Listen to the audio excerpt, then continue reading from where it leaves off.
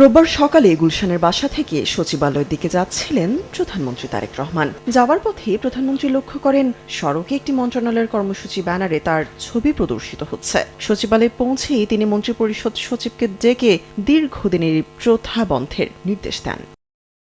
প্রধানমন্ত্রীর নির্দেশনা পেয়ে এ বিষয়ে পরিপত্র জারি করে মন্ত্রিপরিষদ বিভাগ। এতে বলা হয়, সরকারি যে কোনো প্রচারণায় প্রধানমন্ত্রীর ছবি ব্যবহার করা যাবে না। সরকারি যে কোনো অনুষ্ঠানের প্রচারণামূলক ব্যানার, ফেস্টুন ও বিলবোর্ডে প্রধানমন্ত্রীর ছবি ব্যবহার সম্পূর্ণ নিষিদ্ধ করা হয়েছে। রোববার মন্ত্রিপরিষদ বিভাগের সাধারণ অধিশাখা থেকে জারিকৃত এক পরিপত্রে এই নির্দেশনা দেওয়া হয়। মন্ত্রিপরিষদ বিভাগের উপসচিব তানিয়া আফরোজ স্বাক্ষরিত এই আদেশটি অবিলম্বে কার্যকর করার নির্দেশ দেওয়া হয়েছে।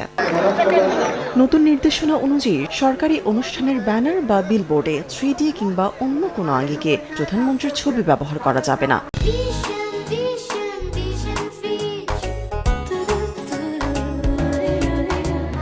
এখন থেকে প্রচারণামূলক উপকরণের নকশা এমনভাবে তৈরি করতে হবে যেন তাতে অনুষ্ঠানের মূল বার্তা ও বিষয়বস্তু সুস্পষ্ট হয়। যে কোনো প্রচারণায় অহেতুক সাজসজ্জা বাদ দিয়ে প্রয়োজনীয় ও সামঞ্জস্যপূর্ণ তথ্য উপস্থাপনকে সর্বোচ্চ প্রাধান্য দিতে হবে বলেও উল্লেখ করা হয় সরকারি আদেশে।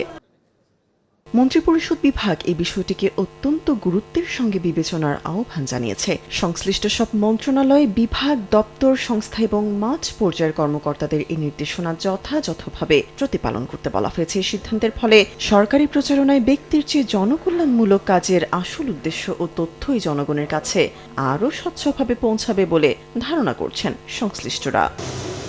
প্রধানমন্ত্রীর এমন সিদ্ধান্তকে ইতিবাচকভাবে দেখছেন নেটিজনরা। মন্ত্রিপরিষদ বিভাগের এই পরিপত্রের পর অন্যান্য মন্ত্রী এবং সরকারি কর্মকর্তারা মাঝ পর্যায়ে এটি ফলো করেন কিনা সেটি এখন দেখার বিষয়। তামান্না তাবাসসুম শ্রেয়া, সময় সংবাদ, ঢাকা।